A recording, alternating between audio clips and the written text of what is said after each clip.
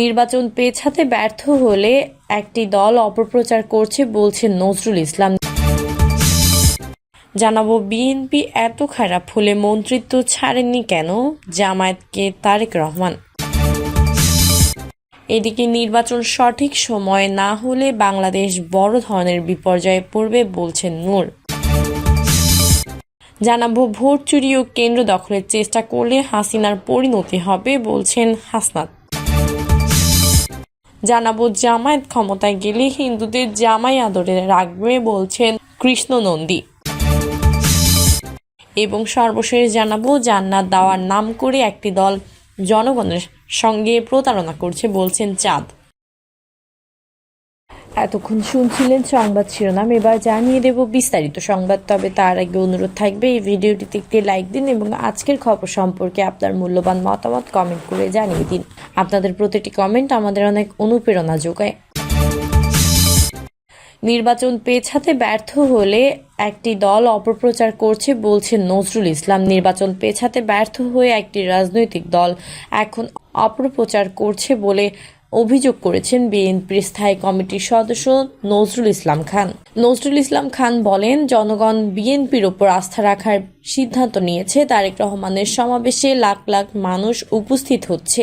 যারা নির্বাচন পিছিয়ে দিতে ব্যর্থ হয়েছে তারাই অপপ্রচার করছে। জান্নাতের টিকিট বিক্রি করে নয়, শুধু আল্লাহর ইবাদতের মাধ্যমে তার সন্তুষ্টি পাওয়া যায়। একটি রাজনৈতিক দল বট বাহিনী তৈরি করেছে তারেক রহমান ও বিএনপি নেতাদের চরিত্র হনন ও বিকৃত করার জন্য। বিএনপির এই জ্যেষ্ঠ নেতা আরও বলেন, যে দল ঢাকা বিভাগে আজ পর্যন্ত কোনো আসনে বিজয়ী হয়নি সে দলের নেতারা নানা উদ্ভট কথা বলছেন। ইসলামী দল দাবি করলেও তারা ইসলামের শিক্ষা ভুলে গিয়ে অহংকার করছে, আর এ কারণেই তাদের পতন হবে। বিএনপি ক্ষমতায় গেলে জুলাই সনদের পাশাপাশি দেশ ও মানুষের কল্যাণে যা সংস্কার দরকার সবই করবে দাবি করে নজরুল ইসলাম খান বলেন, আইনের শাসন প্রতিষ্ঠা ও সবার নিরাপদ জীবনের জন্য অভিজ্ঞ রাজনৈতিক দলের প্রয়োজন।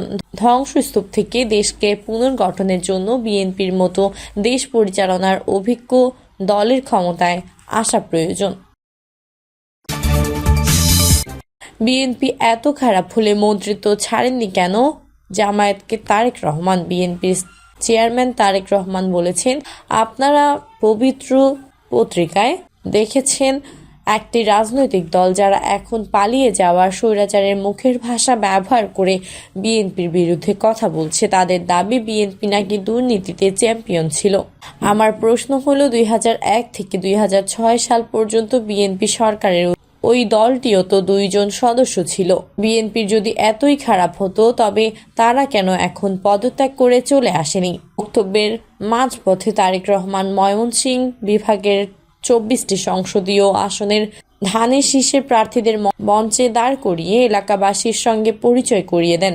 4টা 26 উপস্থিত জনতাকে সালাম জানিয়ে বক্তব্য শুরু করেন এবং 4টা 52 ধানের শীষের পক্ষে ভোট চেয়ে বক্তব্য শেষ করেন। এরপর তার গাড়ি বহর গাজীপুরের উদ্দেশ্যে রওনা হয়।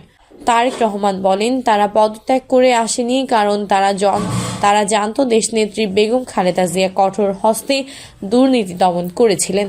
তৎকালীন সরকারের সেই 2 মন্ত্রী জানতেন বেগম জিয়া দুর্নীতিকে প্রশ্রয় দেন না। আন্তর্জাতিক সব পরিসংখ্যান বলে পালিয়ে যাওয়া স্বৈরাচারী সরকারের সময় দেশ দুর্নীতিতে নিমজ্জিত ছিল, কিন্তু 2001 সালে বেগম খালেদা জিয়া যখন দায়িত্ব নেন তখন থেকে দেশ দুর্নীতির গ্রাস থেকে মুক্ত হতে শুরু করে।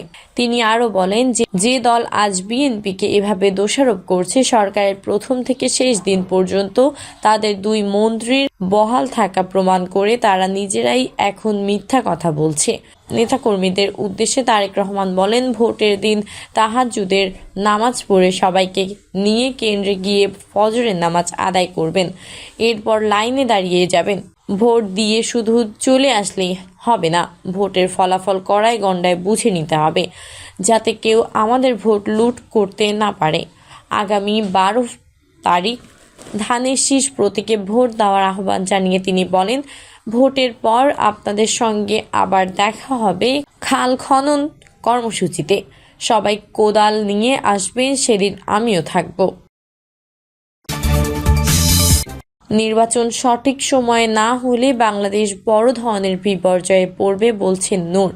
ডাকসুর সাবেক ভিপি ও গণ অধিকার পরিষদের সভাপতি নুরুল হক নূর বলেছেন, দেশের স্বার্থে এই নির্বাচনকে উৎসব মুখর করার জন্য আমরা ঝুঁকি নিয়েও নির্বাচনের মাঠে আছি।